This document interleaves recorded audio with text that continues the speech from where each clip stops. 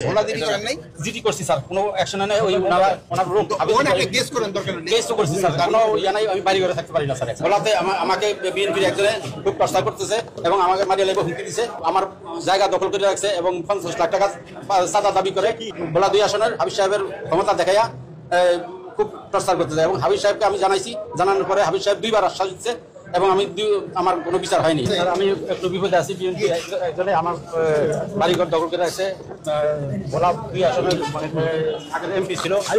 হাফিজ সাহেব ওনার ক্ষমতা দেখাইয়া আমাকে মারার প্ল্যান করেছে এবং আমি থানায় জিডি করছি আমাকে মারা ফেলাইবো আমাকে এবং আমার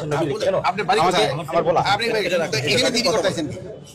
ওলা দিদি করেন নাই স্যার বন্ধ করেন স্যার দেখেন আমার বন্ধ করেন ওলা দিদি করেন নাই জিডি করছি স্যার কোনো অ্যাকশন নাই ওই ওনার রুম ওনা একটা কেস করেন দরকার নেই কেস তো করছি স্যার কোনো ইয়া নাই আমি বাড়ি ঘরে থাকতে পারি না স্যার আপনি সে কই এটা দেখা দাও ওলা যে ভোলা সদরে স্যার স্যার আপনার সাথে আমি দেখা করে আমার সাথে দেখা করতে আসেন এটা একটু নোট করে দাও আর ওখানে বুঝা দাও ভোলাতে আমাকে বিএনপির একজনে খুব টর্চার করতেছে এবং আমাকে মারিয়া লেগে হুমকি দিছে এবং কবির তার বাপের নাম মজল হোসেন তা আমার জায়গা দখল করে রাখছে এবং 50 লাখ টাকা চাঁদা দাবি করে সে কিছুই না একজন বিএনপির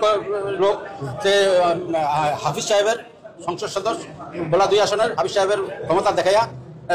খুব টর্চার করতে যায় এবং হাবিব সাহেবকে আমি জানাইছি জানানোর পরে হাবিব সাহেব 2বার আশ্বাস দিচ্ছে এবং আমি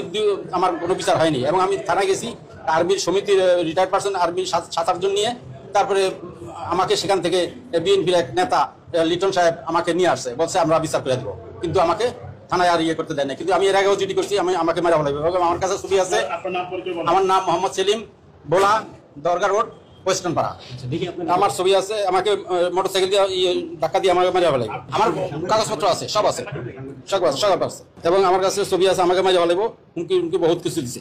কেন আপনাকে মেরে ফেলবে কেন আমার 200% জায়গা দখল করে রাখছে আমি আসছি এখন স্বরাষ্ট্রমন্ত্রীর সাথে দেখা করার জন্য স্বরাষ্ট্রমন্ত্রীর কাছে আমি আমার কমপ্লেন জানাইব উনি বলছে আমাকে আশ্বাস দিছে উনি এটা সমাধান করবে ইনশাল্লাহ ভাই পাড়াপাড়ি করা যাবে না ভাই পাড়াপাড়ি